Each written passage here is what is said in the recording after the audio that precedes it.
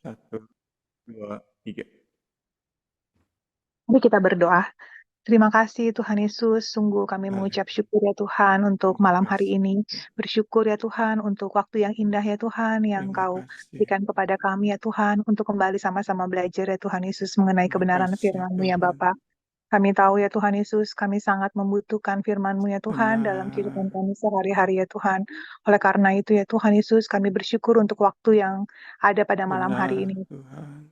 Kami ingin membuka hati kami ya Tuhan Yesus. Kami ingin Allah Roh Kudus saja yang bekerja seluas-luasnya ya Tuhan Yesus. Amin, Menguasai amin, hati dan pikiran kami ya Bapa. Terutama ya Tuhan amin, urapan-Mu atas hamba-Mu ya Tuhan. Mengesemi ya Bapa. Sehingga amin. setiap perkataan yang keluar dari mulutnya ya Tuhan Yesus. Itu adalah hikmat yang daripada-Mu ya Tuhan Yesus. Benar, Mengajar, mendidik ya Tuhan. Membimbing kami ya benar, Tuhan Yesus. Lebih lagi dalam kebenaran firman-Mu ya Bapa. Kami benar percaya Tuhan. Tuhan Yesus, Engkau yang beracara dan Engkau yang mengambil alih ya Tuhan, bebas di kami pada malam hari ini ya Bapa. Kami awali ya Tuhan Yesus, bebas di kami ini hanya di dalam nama Tuhan Yesus Kristus, kami sudah berada mengucap syukur. Haleluya. Amin. 2 Korintus 1 ayat 12 sampai 17. Perubahan dalam rencana Paulus. Inilah yang kami megahkan, yaitu bahwa suara hati kami memberikan kesaksian kepada kami, bahwa hidup kami di dunia ini, khususnya dalam hubungan kami dengan kamu, dikuasai oleh ketulusan dan kemurnian dari Allah, bukan oleh hikmat duniawi, tetapi oleh kekuatan kasih karunia Allah. Sebab kami hanya menuliskan kepada kamu apa yang dapat kamu baca dan pahamkan. Dan aku harap mudah-mudahan kamu akan memahami sepenuhnya seperti yang telah kamu pahamkan sebagiannya dari kami, yaitu bahwa pada hari Tuhan Yesus kamu akan bermegah atas kami seperti kami juga akan bermegah atas kamu. Berdasarkan keyakinan ini, aku pernah merencanakan untuk mengunjungi kamu dahulu, supaya kamu beroleh menerima kasih karunia untuk kedua kalinya. Kemudian, aku mau meneruskan perjalananku ke Makedonia, lalu dari Makedonia kembali lagi kepada kamu, supaya kamu menolong aku dalam perjalananku ke Yudea. Jadi, adakah aku bertindak serampangan dalam merencanakan hal ini? Atau adakah aku membuat rencanaku itu menurut keinginanku sendiri, sehingga padaku serentak terdapat iya dan tidak? Ya, terima kasih Mas. Puji Tuhan, kita kembali melihat tulisan Rasul Paulus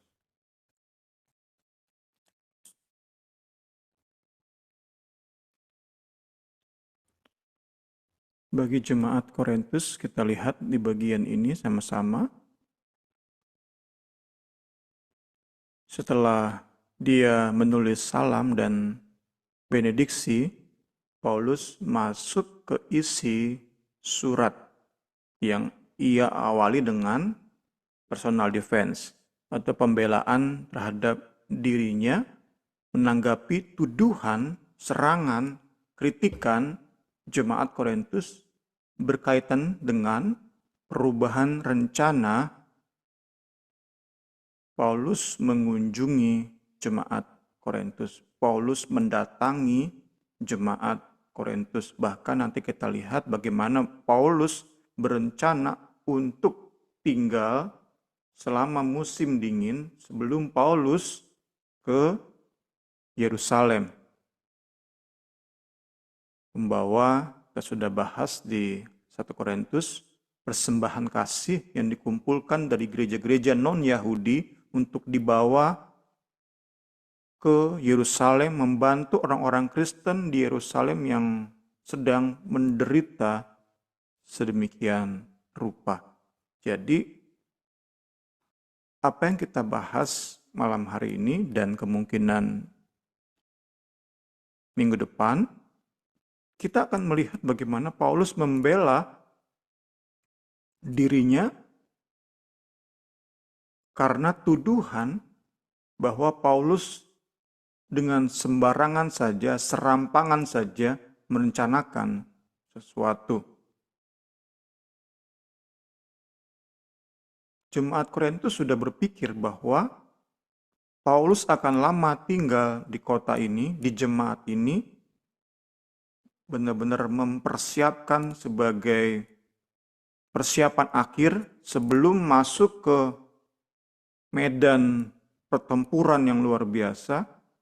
Paulus ke Yerusalem itu kan kita sudah banyak belajar, itu medan pertempuran luar biasa. Kita dapati dalam sejarah saat masuk ke Yerusalem, Paulus ditangkap dan terus dalam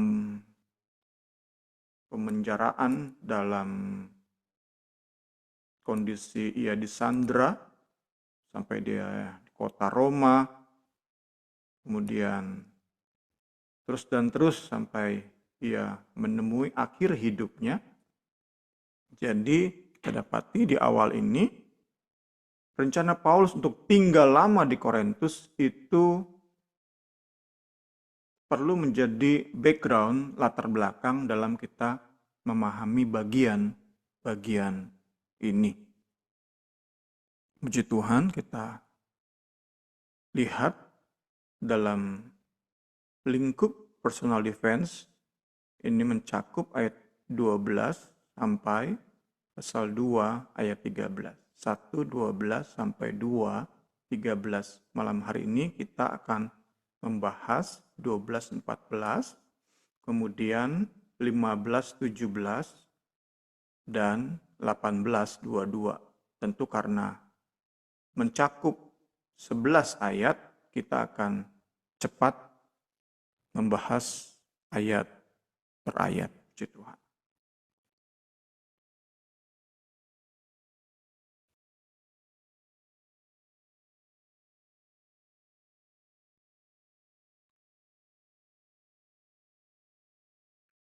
Mengapa Paulus merasa perlu membela diri?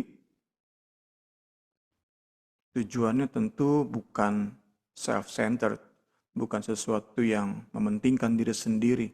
Ia merasa perlu membela diri dengan maksud supaya hubungannya dengan jemaat Korintus itu dapat menuju kepada sebuah hubungan yang lebih indah, lebih baik. Rusak direparasi dan terus menuju kepada kesempurnaan, di mana nanti Paulus tulis di bagian ini, saat Yesus datang kedua kali, mereka saling memegahkan. Paulus berkata, aku bangga terhadap jemaat Korintus, jemaat hasil penginjilanku, hasil pelayananku. Dan sebaliknya, jemaat Korintus memegahkan, membanggakan Paulus sebagai rasul yang sudah merintis pelayanan di Korintus.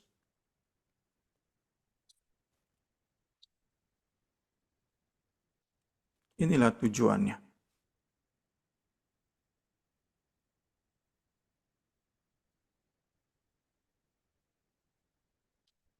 Kita lihat dulu beberapa poin sebagai pendahuluan dari ayat 1, 12, pasal 1, 12, sampai pasal 2 ayat 13. Di sini didaftarkan oleh penulis buku kita ini. Ada 7 poin yang dicakup oleh pasal 1 ayat 12 sampai pasal 2 ayat 13. Kita lihat malam hari ini 3 poin saja. Ini yang pertama, Paulus di ayat 12-14 berusaha meyakinkan jemaat terhadap sikapnya terhadap mereka. Bahwa Paulus itu saat menjalin relasi dengan jemaat Korintus itu dikuasai oleh ketulusan dan kemurnian dari Allah. Sedemikian sehingga saat jemaat Korintus bisa diyakinkan, maka hubungan mereka dengan Paulus itu akan terus membaik, akan terus semakin hangat, saling melengkapi, sampai pada akhirnya nanti di hari kedatangan Kristus, mereka saling membanggakan satu sama lain. Itu ayat 12, 14. Kemudian di poin kedua, di ayat 15 sampai 17, secara khusus Paulus menyanggah tuduhan bahwa rencananya mengunjungi jemaat Korintus, bahkan tinggal beberapa waktu di jemaat Korintus. Rencana tersebut ia buat dengan serampangan. Paulus membantah tuduhan ini. Paulus membantah kritikan ini. Ia menegaskan bahwa ia sungguh-sungguh ia merencanakan dengan matang rencananya mengunjungi jemaat Korintus. Ia dengan matang merencanakan. Jika kemudian kita dapati dalam proses pembelajaran kita bahwa rencana itu gagal dilaksanakan, digenapi, Paulus nanti jelaskan kenapa rencana tersebut gagal. Tapi yang jelas di bagian kita malam hari ini dalam membuat planning dalam hubungannya dengan jemaat Korintus, Paulus enggak serampangan. Ini tentu menjadi refleksi bagi kita untuk kita enggak sembarang dalam membuat janji. Terlebih dengan orang-orang terkasih di dalam Kristus. Kita perlu benar-benar berpikir matang dalam membuat janji. Puji Tuhan. Kemudian nanti di bagian 3 kita akhiri malam hari ini di ayat 18-22. Paulus meyakinkan jemaat Korintus bahwa baik pemberitaan Injil yang ia sampaikan, juga perkataannya, janjinya, rencana yang ia sampaikan itu berasal dari Allah yang setia pada janjinya dan loyal pada umatnya. Puji Tuhan. Masuk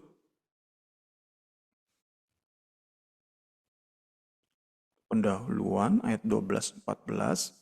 Pribadi Paulus dicerminkan oleh surat yang ia tulis. Ini yang Paulus mau jemaat Korintus pahami. Secara pribadi ia dalam nuraninya yang murni, Paulus tahu ia sangat mengasihi jemaat Korintus. Dan itu tertuang dalam suratnya. Mengapa kemudian jemaat Korintus nggak bisa memahami hati Paulus lewat suratnya? Itulah yang kemudian perlu ditangani, perlu dibereskan. Bukannya Paulus ternyata tidak tulus, atau ternyata suratnya bersifat ambigu. Enggak. Yang kita dapati bahwa ternyata pemahaman jemaat Korintuslah yang salah. Karena mereka punya anggapan-anggapan yang sesat terhadap Paulus. Anggapan-anggapan yang salah terhadap Paulus. Sangkaan-sangkaan, prasangka buruk yang salah terhadap Paulus. Itulah menyebabkan meski niatnya dalam menulis itu tulus, tulisan yang ia tuliskan itu benar-benar intelligibly dapat dimengerti. Namun ternyata enggak bisa dipahami oleh jemaat Korintus. Sekali lagi itu ternyata bukan karena salah Paulus, bukan karena kurangnya kemampuan Paulus dalam menulis, bukan. Tapi karena sikap hati jemaat Korintus yang dikuasai oleh prasangka buruk terhadap Paulus. Karena itu di awal Paulus meyakinkan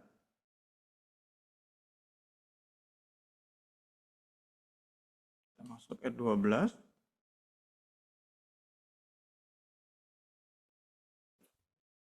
Paulus yakinkan jemaat Korintus bahwa ia pribadi yang berintegritas.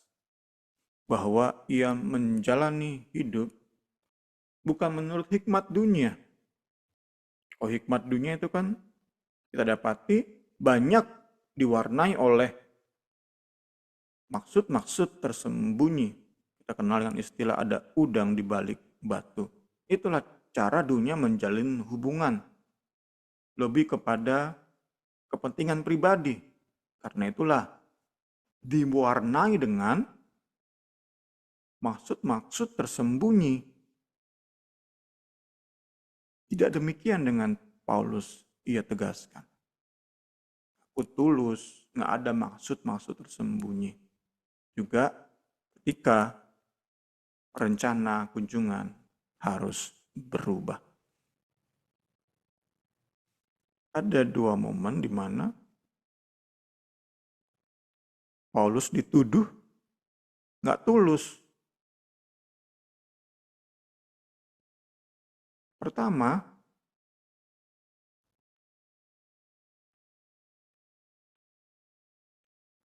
saat Paulus sudah berencana, jemaat Korintus sudah menanti-nanti, Paulus nggak datang.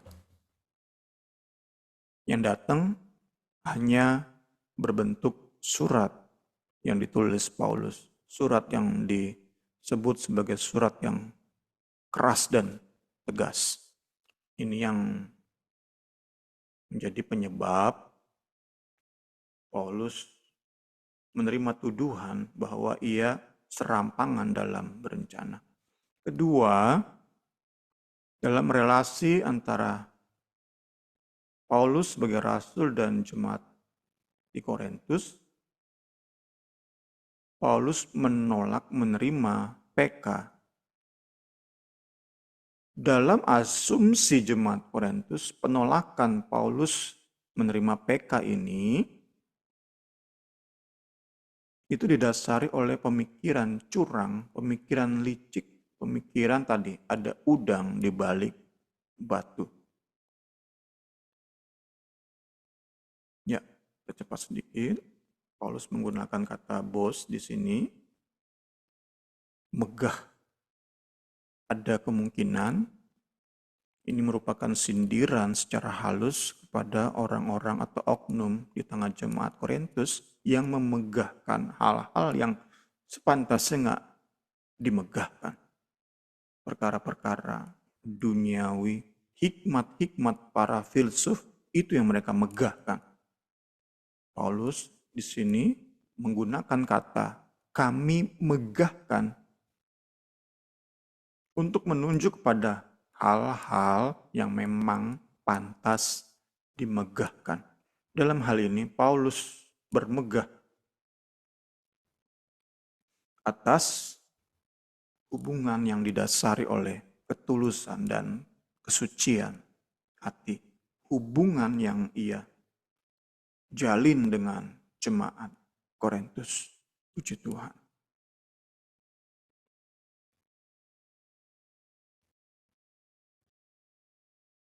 Ayat 13 sampai 14, setelah menerima kepastian akan tulus dan murninya nurani Paulus, jemaat Korintus diharapkan untuk memahami Paulus secara lebih utuh, bukan hanya sebagian. Kita lihat di ayat 13-14.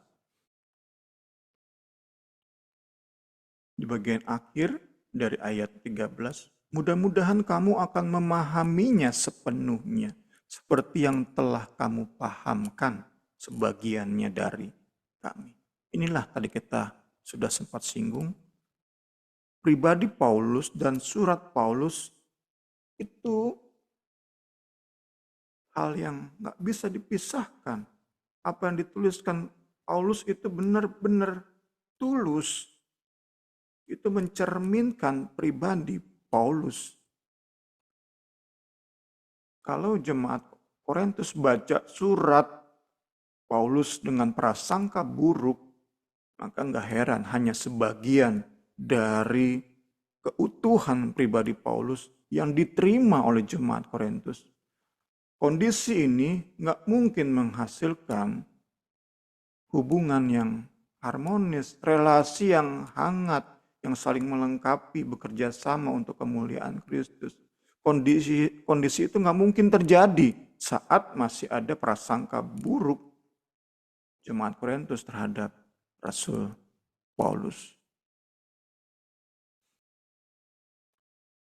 Kita lihat di ayat 13-14, Paulus sedang menggunakan gaya bahasa pendekatan pastoral, di mana ia menasehati, bahkan menegur, tetapi secara positif.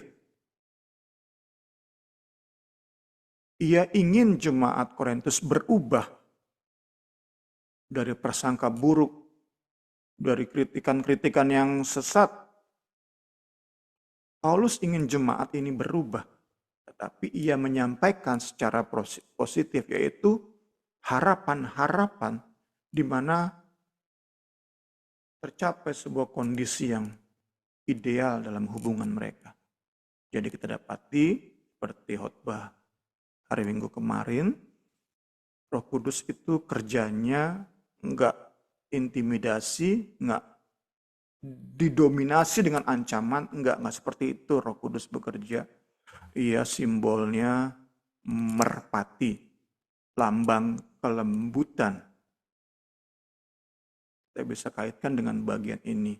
Paulus menasehati, menegur jemaat Korintus dengan lembut sambil atau sembari menyampaikan harapan-harapan di mana kondisi hubungan mereka begitu indah, begitu mesra. Sekali lagi, sama seperti halnya Roh Kudus, enggak mengintimidasi, enggak mengancam-ancam, demikianlah Paulus menyampaikan teguran nasihatnya dengan lembut, serta dengan harapan-harapan yang indah. Puji Tuhan.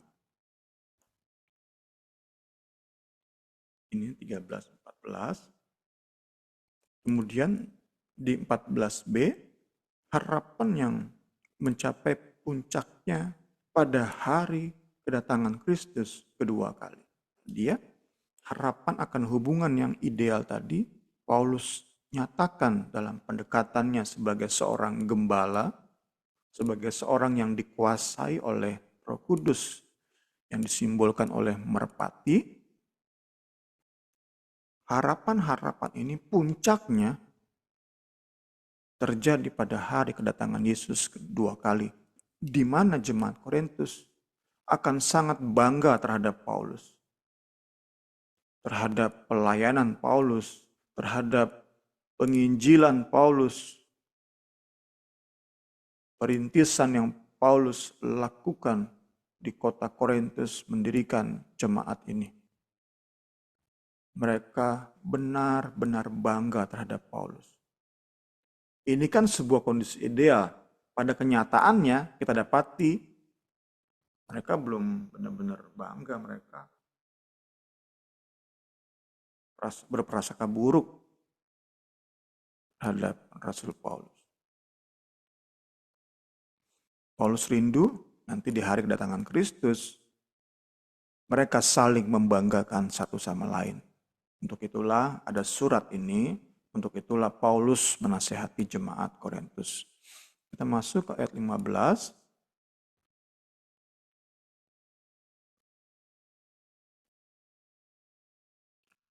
Secara khusus Paulus menunjuk momen di mana mereka dikecewakan. Paulus menunjuk pada momen di mana Paulus yang berencana untuk datang ke jemaat Korintus, ternyata nggak nongol. Ia menegaskan bahwa janji untuk mengunjungi jemaat Korintus itu nggak direncanakan secara serampangan. Paulus yakinkan itu. Secara khusus ia tunjuk momen tersebut. Kita lihat secara singkat, apa sih? Atau pada momen apa sih? Ya. Kita lihat di 1 Korintus bahwa ada rencana, kita bilang aja rencana jangka panjang. Dalam rencana jangka panjang tersebut, Paulus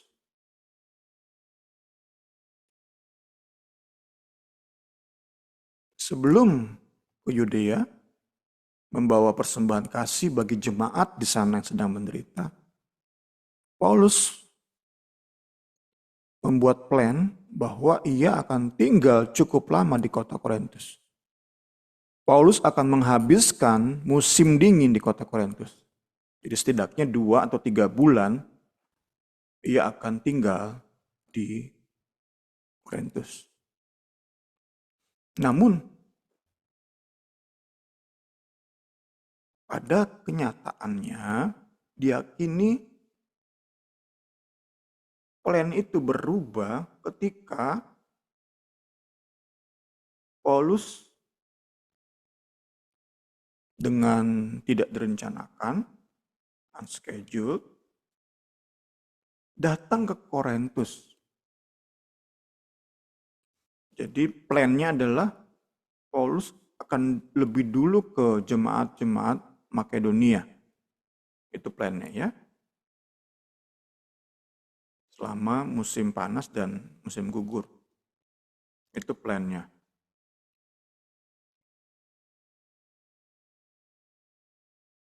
Tapi sebelum itu plan itu digenapi, Paulus mengadakan kunjungan nggak terduga, nggak terencana ke Korintus. Nah ini ternyata kunjungan ini menghasilkan sebuah keadaan yang menyakitkan dalam hubungan mereka. Kondisi yang menyakitkan kedua belah pihak. Paulus sakit hati, jemaat Korintus juga marah, kecewa. Ini kita dapati, sama-sama kita belajar di bagian ini, merupakan alasan Paulus merubah rencana. Diyakini kunjungan yang saling menyakiti inilah yang membuat Paulus dalam hati mungkin berketetapan, nggak akan lagi ke Korintus sebelum ada beberapa hal yang dibereskan. Sebelum beberapa isu di tengah jemaat ini beres dulu, baru Paulus akan kunjungi. Karena itulah rencana jangka panjang tadi yang udah disusun di 1 Korintus itu batal. Diyakini Paulus dari Makedonia, lama di Makedonia, kemudian langsung berlayar menuju Yerusalem. Ya, ini kita sudah dapati latar belakangnya dari ayat 16. Ini membuat Paulus tadi ya nggak jadi menghabiskan musim dingin. Justru malah habiskan musim dingin di jemaat di kota-kota Makedonia. Inilah juga diyakini oleh penafsir membuat kondisi hubungan mereka makin nggak baik. Mengapa? Karena kan sebelumnya Paulus bilang, aku pengen habiskan musim dingin di kotamu. Aku persiapkan matang-matang kunjungan ke Yerusalem di kotamu. Aku menjadikan jemaat Korintus sebagai persiapan akhir sebelum aku ke Yerusalem. Itu menunjukkan betapa pentingnya house sentral jemaat Korintus dalam pemahaman ya tentu jemaat Korintus ya. Jemaat Korintus ngertinya, oh kami ini penting bagi Paulus. Dalam rencana tadi, rencana jangka panjang tadi, kami ini penting bagi Paulus. Ternyata Paulus jadikan jemaat Makedonia sebagai basis persiapan terakhir sebelum ke Yerusalem. Ini pun diyakini membuat jemaat Korintus cemburu terhadap jemaat Makedonia dan itu memperburuk hubungan mereka.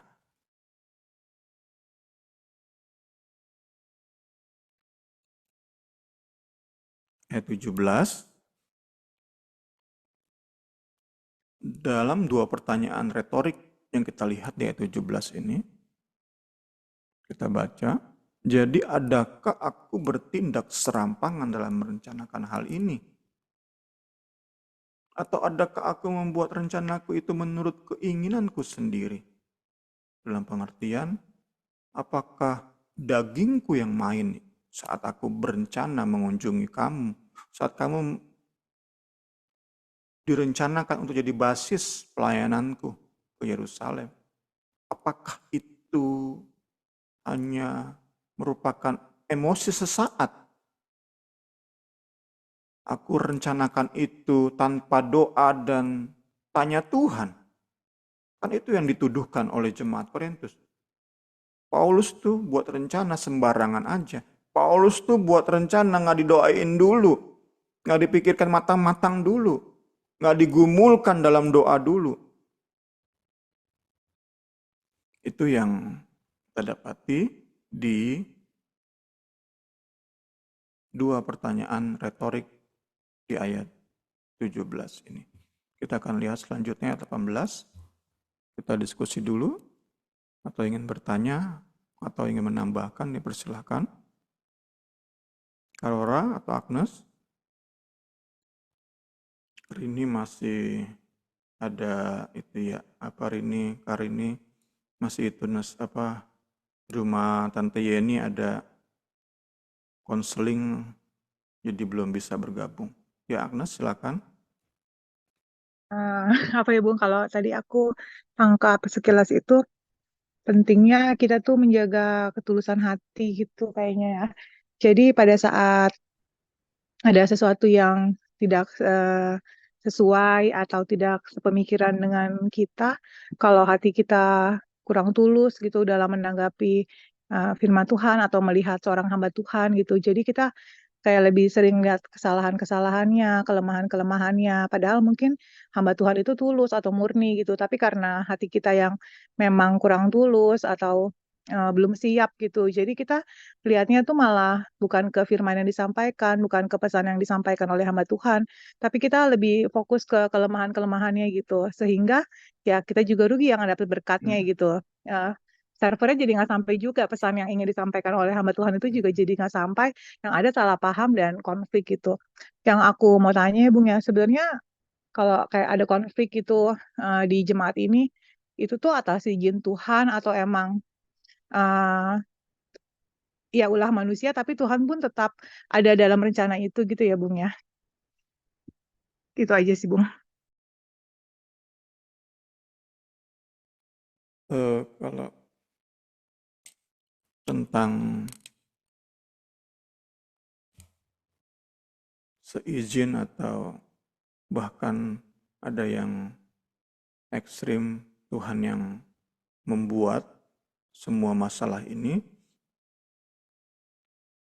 kita kan sudah cukup banyak ya dengar teori-teori yang disampaikan oleh pendeta-pendeta. Ada kan yang berteori bahwa karena Allah menciptakan segala sesuatu, maka ia pun pembuat kejahatan. Tentu kita tolak yang semacam itu. Kita yakini ini, tadi Agnes sudah bilang, bagaimanapun ini ulah manusia. Tetapi kita mau lihat di bagian-bagian kita ini, juga saat kita bahas 1 Korintus, di dalam ulah manusia itu, nyata kemurahan anugerah Allah. Salah satu yang kita highlight adalah surat-surat Paulus itu muncul karena masalah-masalah ini. Kita bayangkan, jika jemaat Korintus itu serba nurut, serba tulus, mungkin hanya 1 surat, beres udah. Ini kan kita dapati ada 4 surat, dan kita punya 2. Bahkan mungkin nggak ada surat untuk Korintus, karena hubungan mereka benar-benar harmonis antara Paulus dan jemaat Korintus. Jadi meskipun ulah manusia, tetapi dalam anugerah Allah, Allah bisa gunakan ini untuk bukan hanya memberkati mereka, jemaat Korintus, untuk memberkati gereja sepanjang zaman sampai turun, sampai waktu Yesus turun kembali ke dalam dunia. Puji Tuhan, puji Tuhan. Kita percaya ulah kita tentu itu punya konsekuensi juga ya. Bukan berarti karena tadi dalam kedaulatannya Allah bisa menggunakan ulah kita untuk memberkati banyak orang, seperti jemaat Korintus ini, tapi tentu kita juga lihat sisi lain, bahwa kebebalan, kekerasan hati saat ditegur, itu pun bisa mendatangkan hukuman yang kita belajar dalam teologi sistematik, membuat seseorang kehilangan keselamatan. Jadi dalam ulah kita tersebut, kita pun harus mengerti ada konsekuensi. Itu membuat kita tentu nggak ngarang-ngarang ulah. Dalam kelemahan kita, Tuhan bisa pakai kelemahan kita saat kita buat salah, saat kita gagal, pahami firman, lakukan firman, taati firman. Tetapi dalam kegagalan itu Tuhan bisa gunakan untuk hormat kemuliaan namanya. Tapi tentu dalam kegagalan kita ada konsekuensi kita tanggung. Dalam konsekuensi tersebut harapannya kita bertobat, kita berubah menjadi pribadi yang lebih baik. Kiranya membantu Nesnya. Makasih, Bu. Tolong baca Nes 18 sampai 22 Nes.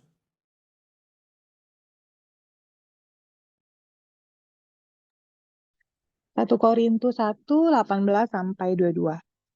Demi Allah yang setia, janji kami kepada kamu bukanlah serentak ya dan tidak. Karena Yesus Kristus anak Allah yang telah kami beritakan di tengah-tengah kamu, yaitu olehku dan oleh Silwanus dan Timotius, bukanlah ya dan tidak, tetapi sebaliknya di dalam dia hanya ada ya. Sebab Kristus adalah ya bagi semua janji Allah. Itulah sebabnya oleh dia kita mengatakan amin untuk memuliakan Allah. 22 Nes. Oke, sorry. Sebab dia yang telah meneguhkan kami bersama-sama dengan kamu di dalam Kristus adalah Allah yang telah mengurapi, memateraikan tanda miliknya atas kita, dan yang memberikan Roh Kudus di dalam hati kita sebagai jaminan dari semua yang telah disediakan untuk kita. Thank you. Baik, kita lanjutkan. Kita lihat, puji Tuhan di sini. Paulus memberikan dasar teologis terhadap integritasnya sebagai seorang rasul, sebagai seorang yang didiami, dikuasai oleh Roh Kudus, puji Tuhan. Paulus memberikan dasar teologis dari sikapnya dalam menjalin hubungan dengan jemaat Korintus, didasarkan, haleluya, pada kesetiaan Allah. Puji Tuhan, puji Tuhan.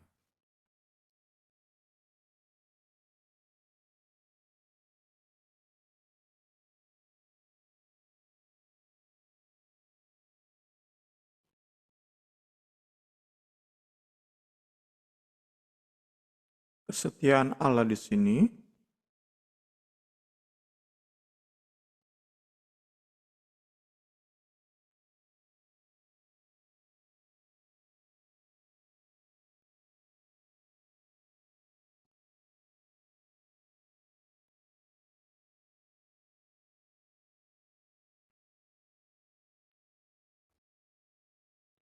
ditunjukkan oleh Allah sendiri dalam 3 poin. Di ayat 18-19, Allah tunjukkan dalam keberadaan Yesus sebagai anak Allah, sebagai Ia atas seluruh janji Allah. seperti yang dihotbahkan berulang-ulang oleh Rasul Paulus termasuk di tengah jemaat Korintus. Kedua, kesetiaan Allah ia tunjukkan dalam penggenapan janji-janjinya. Itu ayat 20. Ketiga, kesetiaan Allah ia tunjukkan kepada umatnya melalui peneguhan yang kontinu. Jaminan yang terus-menerus oleh pekerjaan Roh Kudus. Itu ayat 21 sampai 22. Kita masuk ke ayat 18. Allah yang Paulus layani adalah Allah yang setia.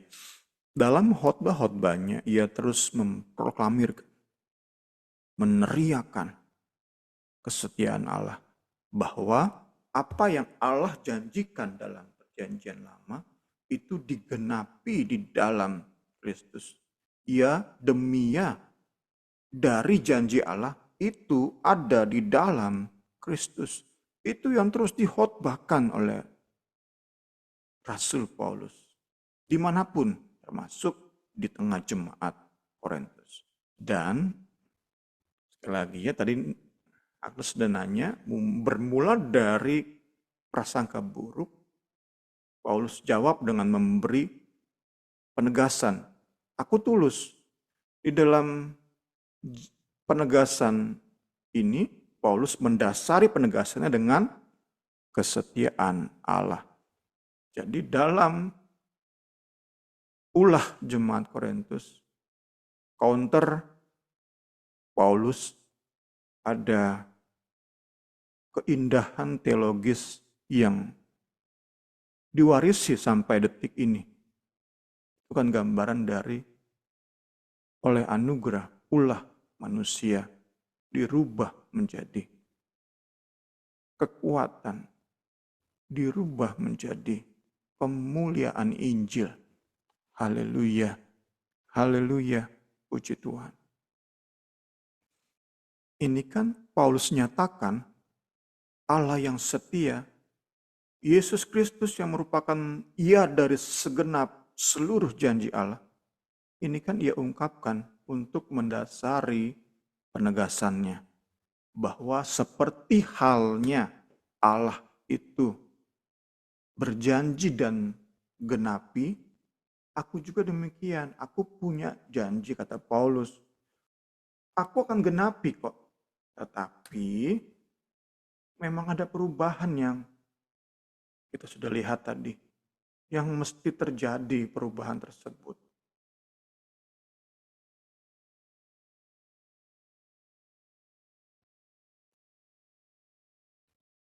Jadi Paulus ingin menegaskan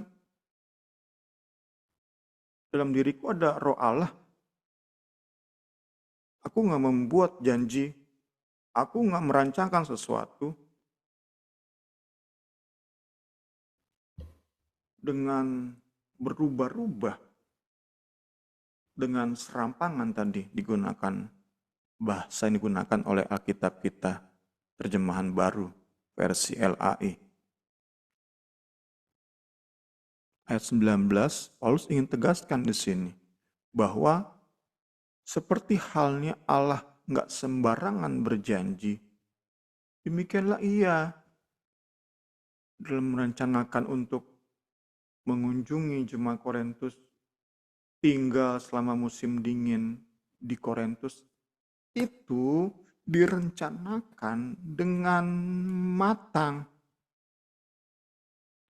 Cuman tadi kan respon mereka terhadap kunjungan unscheduled dari Paulus itu yang membuat rencana berubah. Jadi bukan berarti Paulus membuat rencana dengan serampangan. Seperti halnya Allah kita di dalam Yesus Kristus. Allah kita saat merencanakan keselamatan di dalam kekekalan, kita sudah belajar, ia rancangkan keselamatan kita umatnya sejak dalam kekekalan. Dan rancangan keselamatan itu digenapi dalam Kristus. Rancangan Allah dalam kekekalan itu hanya satu, bukan kemudian untuk dirubah-rubah. Bukan seperti kita lihat di film-film ada plan A, jika plan A gagal, plan B, jika plan B gagal, plan C. Nggak seperti itu Allah kita. Allah kita sudah dalam kekekalan merancangkan keselamatan dan Yesus menggenapi rancangan tersebut. Jadi bukan kemudian berarti nanti Yesus itu digantikan oleh rancangan berikutnya. Seperti yang ditafsirkan oleh banyak orang yang non-ortodoks, kekristenan progresif, agama-agama lain. Yesus itu dianggap bukan sebagai satu-satunya jalan selamat. Itu kan berarti Allah punya rancangan lain, Allah punya plan B di luar keselamatan di dalam Yesus. Allah yang kita sembah, Allah yang Paulus sembah, enggak seperti itu. Puji Tuhan, puji Tuhan, puji Tuhan. Kita lihat bagian-bagian akhir. Sekali lagi karena kita mencakup 11 ayat, kita cukup cepat. Kita lihat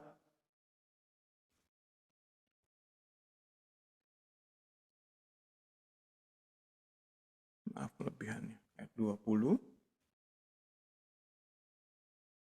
Dalam Kristus semua janji Allah digenapi. Puji Tuhan. Maaf ya ini karena saya highlightnya di iPad, sedangkan ini pakai MacBook, jadi beberapa highlight nggak muncul di MacBook ini. Ya. Ini ayat 20 ya.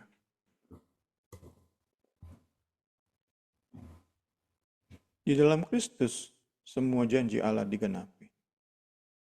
Kemudian ayat 20 nyatakan oleh atau melalui Kristus kita pun menyatakan amin kepada Allah. Bagaimana di ayat ini kita lihat Kristus menjadi pusat. Haleluya. Haleluya. Dalam Allah menggenapi janjinya bagi umatnya dan dalam umatnya meresponi janji Allah tersebut. Kristus jadi center, Kristus jadi pusat. Haleluya. Puji Tuhan. Kita tutup dengan ayat 21-22 tentang pekerjaan Roh Kudus dalam hidup orang percaya sebagai bukti juga kesetiaan Allah. Menegaskan kesetiaan Allah. Paulus tunjuk Allah lewat Roh Kudus sebagai penjamin bahwa umatnya akan tetap setia sampai akhir. Oh, luar biasa. Diawali dengan lahir baru ya. Dengar Injil, terima Injil, percaya, bertobat. Kemudian dilanjutkan dengan hadirnya Roh Kudus yang disertai dengan karunia-karunia ajaib, manifestasi. Di dalam manifestasi ini kita diyakinkan, kita lihat dengan mata kita, kita dengar dengan telinga kita. Oh, seseorang terima Roh Kudus. Roh Kudus inilah yang kemudian menurut ayat-ayat kita ini memampukan umat Allah, memampukan kita, memampukan jemaat Korintus untuk tetap setia sampai Yesus datang kedua kali. Kemudian kita lihat bahwa dari tenses yang digunakan, kita perlu perhatikan bahwa penjaminan ini, penjaminan oleh Roh Kudus bahwa kita akan setia sampai akhir, itu menunjuk pada sebuah proses yang terus-menerus, bukan tindakan satu kali. Kita kaitkan dengan doktrin keselamatan di teologia sistematika. Kita pernah bahas bahwa lahir baru itu merupakan sebuah proses instan. Satu kali, blek, terjadi. Itu lahir baru. Tetapi pengudusan itu merupakan sebuah proses. Kita bisa sandingkan proses penjaminan oleh Roh Kudus yang membuktikan kesetiaan Allah, kita sandingkan, kita kaitkan erat dengan proses pengudusan di dalam hidup kita. Itu dua-duanya karya Roh Kudus. Haleluya, haleluya. Penjaminan, pengudusan itu karya Roh Kudus. Bagaimana kita bisa terjamin bahwa hidup kita akan setia sampai akhir? Dalam kelemahan kita, dalam betapa mudahnya kita nggak setia sama Tuhan. Tapi Roh Kudus beri kemampuan untuk tetap setia. Itu kan pekerjaan Roh Kudus. Itu di luar nalar manusia, di luar kemampuan manusia. Karena kita sadar kok, kita sangat mudah untuk jatuh, untuk gagal, untuk nggak setia, untuk mengkhianati Tuhan.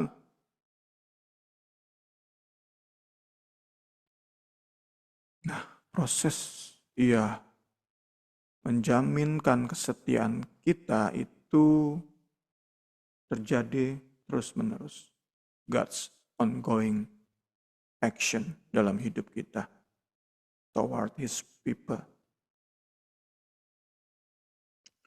Kepada umatnya, bagi umatnya. Nah, kita bisa kaitkan kembali dengan doktrin keselamatan. Karena penjaminan itu merupakan proses yang terus-menerus. Kita,